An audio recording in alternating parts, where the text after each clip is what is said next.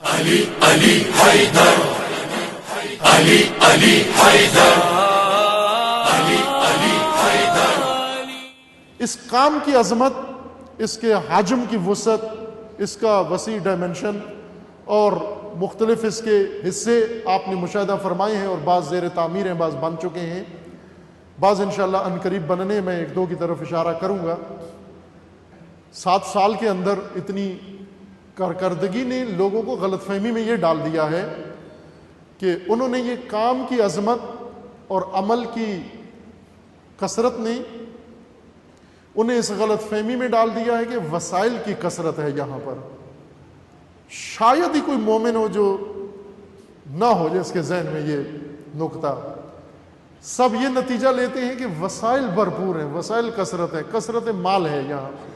یہ غلط فہمی میں اپنی حد تک طالب علم کی حیثیت سے عرض کرتا ہوں، اور بعض اوقات ہوتا بھی ہے میں عرض کرتا رہتا ہوں، لیکن اس عرض کا فرق کوئی نہیں پڑتا، جس نے جو ذہن بنا لیا ہے اسی پر قائم رہتا ہے۔ اس لیے مجھے اس طرح سے زیادہ امید بھی نہیں ہے کہ غلط فہمی ازالہ ہو پائے گی، لیکن اپنا فریضہ ادا کرنا لازمی ہے۔ عزیزان،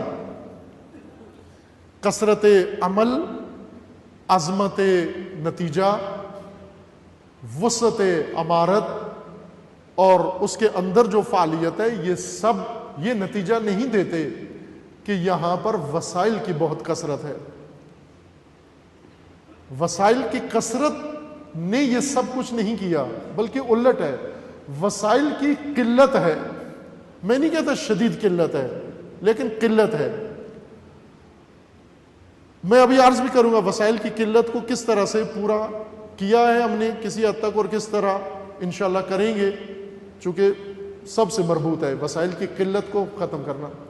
بعض دوستان جو یہاں پر مصروف ہیں، کارکنان ہمارے، تعمیراتی کام کرنے والے، جامعہ کے اندر ایک بڑا ایسا سٹاف ہیں، خدمات انجام دے رہے ہیں، اساتید ہیں، کارکنان ہیں، طلاب ہیں، مختلف طبقات جو یہاں آپ کی خدمت میں ہیں، ان سے بھی بعض اوقات میں نے یہ عرض کیا ہے، جب بھی کوئی کام کرنے کا وقت آتا ہے سوچتے ہیں تو ہمیشہ وسائل کو دیکھتے ہیں، اور وسائل کی قلت کی وجہ سے وہ مقصد کو چھوٹا کر دیتے ہیں، یہ چھوڑ دیتے ہیں۔ بس اس وقت تو ہمارے پاس وسائل نہیں ہیں، پیسے نہیں ہیں، جب پیسے نہیں ہیں تو پھر کیسے کر سکتے ہیں، یا چھوڑ دیتے ہیں، ترک کر دیتے ہیں منصوبہ، سوچنا ہی چھوڑ دیتے ہیں، یا اس کو چھوٹا کر دیتے ہیں۔ میں نے بارہا ان سے یہ عرض کیا ہے کہ یہ غلط ہے یہ کام کرنا، کہ وسائل کی قلت سے مقاصد کو قلیل مت کرو، اہداف کو چھوٹا نہ کرو۔ اگر آپ کے پاس پیسے نہیں ہیں تو قمیض چھوٹی مت کرو، شلوار چھوٹی مت کرو۔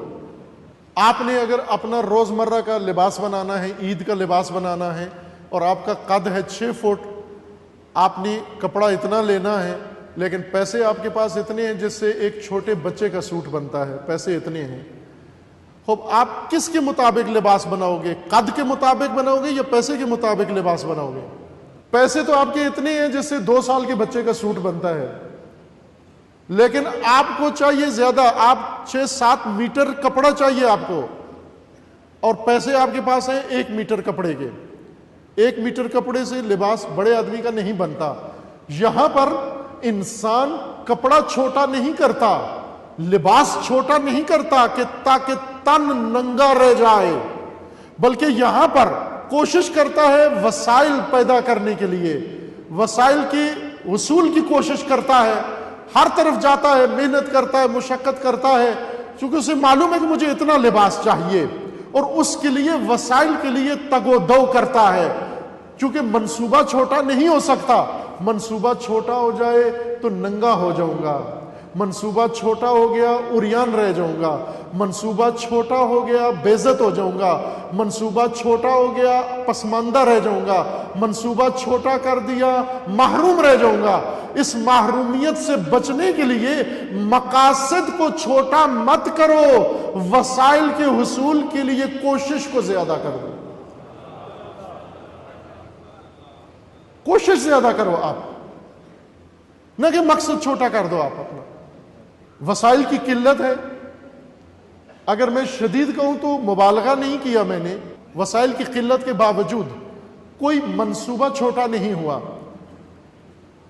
یہ مسجد چھوٹی نہیں بنائی. کیوں نہیں بنائی؟ میں نے نہیں، میری منہ سے غلطی سے نکل گیا ہے. ان مومنین نے کہ جن کا ایک ادنا خدمت گزار، ایک حقیر سا طالب علم، کام علم اور دل آزار، میں معذرت چاہتا ہوں جن کی دل آزاری کرتا ہوں کام کے دوران، کرتا ہوں، واقعاً کرتا ہوں، لیکن ضروری ہوتی ہے. وہ یہ نہ کہیں کہ آج کی معذرت باعث بنی ہے کہ آئندہ نہیں کریں. جب ذمہ داری دیتے ہیں تو ان سے ذمہ داری لیتے ہیں، ادا کرواتے ہیں کہ اپنی پوری کرو، ذمہ داری پوری کرو، ورنہ جواب دو اس کا. وہ دل آزاری سے یہ مراد ہوتی ہے کہ کام کا پوچھتے ہیں کہ کام کیا یا نہیں کیا، اور کیوں لیٹ کیا، کیوں توڑا کیا، کیوں ماٹھا کام کیا آپ نے، صحیح کام کیوں نہیں کیا. یہ دل آزاری سے یہ مراد ہے، اور نعوذ باللہ دوسری پہلو کی نہیں ہے. میرا اس میں اتنا ہی دخل ہوتا ہے اس کام کے اندر، ورنہ یہ ساری ہمت ان مومنین کی ہے جن کو اللہ تعالیٰ نے یہ توفیق عطا فرمائی ہے. اور بارہا میں اس بات کی وضاحت کر چکا ہوں کہ یہ فخر ہے، ساری قوم آپ کا سر فخر سے بلند رہنا چاہیے کہ یہ سب کام آپ کے پاکستان کے مومنین نے انجام دیا ہے، جس میں 1 روپیہ بھی باہر سے شامل نہیں ہے. ہو سکتی تھی مسجد چھوٹی، وسائل کی مقدار میں ہو سکتی تھی مسجد کی اتنی مسجد بنے جتنے وسائل ہیں، اور وہ چند مرلے ہی ہوتی اگر وسائل دیکھ کر مسجد بناتے. لیکن مقصد دیکھ کر، آپ کا قد دیکھ کر مسجد بنائی ہے، آپ کا قد دیکھ کر یہ جامعہ بنایا ہے، آپ کا قد دیکھ کر انشاءاللہ آپ کی ہمت سے خدا آپ کو توفیق دے گا، اور آپ کی ہمت سے انشاءاللہ پورے پاکستان میں ایسے مراکز قائم ہونے ہیں انشاءاللہ. یہ آپ کا قد دیکھا ہے، لیکن آپ کا قد میں نے آپ کی گنتی کر کے، افراد گن کے نہیں دیکھا، بلکہ آپ کی نسلوں میں، آپ کے نطفوں میں آنے والی نسلوں کو دیکھ کر تشیع کا قد دیکھا ہے. اور اس قد کے لیے یہ اندازہ لگایا ہے کہ وسائل بے شک قلیل ہو جائے، یہ امت عظیم ہے.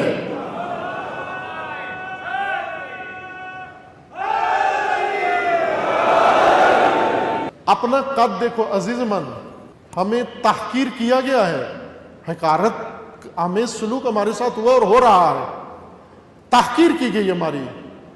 لیکن اگر کوئی دوسرا کسی عظیم کو، باعظمت کو تحقیر کرے، اس کو حقیر کرے، تو اسے حقیر بن نہیں جانا چاہیے.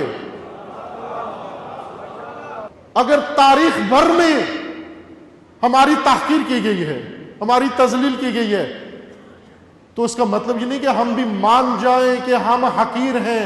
نہ، ہم حقیر نہیں ہیں، بلکہ ہم پیرو ہیں اس ہستی کے جس کے نام سے پوری کائنات کی عظمت چھلکتی ہے، اور اس کا نام علی ہے. علی کا پیروکار حقیر نہیں ہوتا.